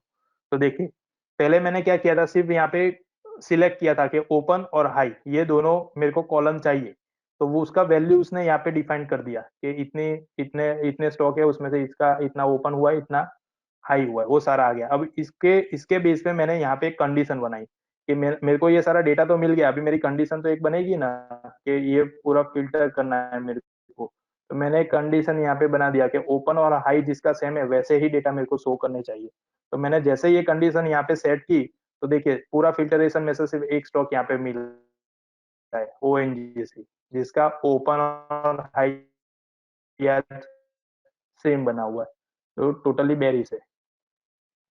तो इस तरीके से आप अलग अलग कंडीशन के बेस पे इसको लाइव में भी इसको रन करवा सकते हैं। आप रिफ्रेश सेकंड यहाँ पे 1 कर देंगे और फिर आपकी कंडीशन और रिक्वायरमेंट यहाँ पे कॉलम आप यहाँ पे टिक कर देंगे। जैसे मेरे को ओपन हाई मिल गया, यहाँ पे नीचे मेरे को अगर टिक एवरेज चाहिए तो मैं टिक एवरेज को भी टिक कर दूंगा, तो उसका भी वैल्यू यहाँ से मिलना स्टार्ट हो जाएगा। मतलब कैसा है कि जैसे चार्ट के अंदर आपको हर एक चीज का वैल्यू मिल रहा है, तो वैसे ये मार्केट क्वेरी है ना, उसके अंदर वैल्यू वाइज आपको सारा डेटा मिल जाएगा। आपको जो भी रिक्वायरमेंट है वो यहाँ से, पर जो रिक्वायरमेंट है ना वो ये कॉलम के अंदर होनी चाहिए। इस इतनी इतनी कंडीशन को ही आप फॉलो कर पाएंगे। इसके बीच का जो भी डेटा चाहिए ना वो डायरेक्टली आपको ये कॉलम फॉर्मेट में यहाँ पे मिल जाएगा, और उसके बाद उसकी कंडीशन आपको लिख सकते हैं। कंडीशन के एग्जांपल के लिए आप ये एक बार देख लेना नीचे, आपके सबके सिस्टम में रहेगा कि कंडीशन एग्जैक्टली किस तरीके से होती है। तो बुलिश कंडीशन इस तरीके से होती है, फिर बेरिश कंडीशन होती है। तो आप खुद के साइड से भी ये ट्राई कर सकते हैं कि कुछ इस तरीके की कंडीशन की रिक्वायरमेंट है, तो वैसा आप फ़िल्टर यहाँ से कर सकते हैं। जैसे कल के हाई के ऊपर निकल रहा है, क्लोज़ के ऊपर निकल रहा है, फिर ओपन हाई सेम बना हुआ है, क्लोज़ और हाई सेम बना हुआ है, क्लोज़ और लो सेम बना है। तो वो सारी कंडीशन है, वो आप यहाँ से बना सकते हो। और लाइव के अंदर जो क्राइटेरिया आपने ऊपर सेट किया, वो क्राइटेरिया और उसके साथ उसके परसेंटेज और कंडीशन, उस तरीके से डेटा फ़िल्टरेशन मिल जाएगा। तो ये फ़ंक्शन एक बार आप ट्राई करेंगे ना, तो ही आपको ज़्यादा आइडिया आएगा। अदरवाइज़ कैसा रहेगा, आपको ये ज़्यादा यूज़फुल नहीं लगेगा। पर इसका जैसे आप यूज़ करेंगे ना, उतना इसमें ज़्यादा शार्पनेस आएगी, उतना आपको इसमें मज़ा ज़्यादा आएगा, क्योंकि ये पूरा कैसा है, कंडीशन टोटली टेक्निकल बेस्ड है। तो टेक्निकल जितना आप ज़्यादा इसमें डालेंगे ना, उतना ये रिज़ल्ट काफ़ी अच्छा फ़िल्टरेशन में देगा। तो ये अपना मार्केट क्वेरी है, जो आप आफ्टर मार्केट भी इसको देख सकते हैं और लाइव में भी इसको फ़ॉलो करके चल सकते हैं। ठीक है? अब इसी इसी के बेस पे आपको अलग-अलग रिपोर्ट जनरेट करवाना है, तो भी आप यहाँ से कर सकते हैं। सेव रिपोर्ट करेंगे ना, तो ये पूरा रिपोर्ट फॉर्मेट में सेव हो जाएगा। और उसके अलावा यहाँ पे कुछ आपने कंडीशन बेस्ड डेटा फ़िल्टर हुआ है और उसका ग्रुप बनाना है, तो आप डायरेक्टली यहाँ से क्रिएट ग्रुप भी कर सकते हैं, ताकि आगे टेक्निकल क्वेरी है, एथिक क्वेरी है, वो सब में आप इसका यूज़ कर पाओगे। तो बेसिकली आपको क्राइटेरिया बेस पे कुछ फ़िल्टरेशन करना है स्टॉक का, तो उसके लिए मार्केट क्वेरी का यूज़ होगा। ठीक है? तो ये अपना क्वेरी के अंदर मार्केट क्वेरी था। ठीक है? आज का जो सेशन है, वो अपने ये मार्केट क्वेरी तक का रखते हैं। अब नेक्स्ट जो सेशन रहेगा, उसके अंदर हम टूल क्वेरी से स्टार्ट करेंगे और लास्ट में स्ट्रैटेजी टेस्टिंग तक जाएँगे। तो आज का सेशन हम यहाँ पे क्लोज़ करते हैं। I hope all are to enjoy. और प्लीज़ आप आगे के पार्ट अगर नहीं देखे तो वो भी आप देख लीजिए, ताकि आपको काफ़ी अच्छा आइडिया मिलेगा और सॉफ्टवेयर यूज़ करने में भी ईज़ी हो जाएगा। Thank you very much for joining us.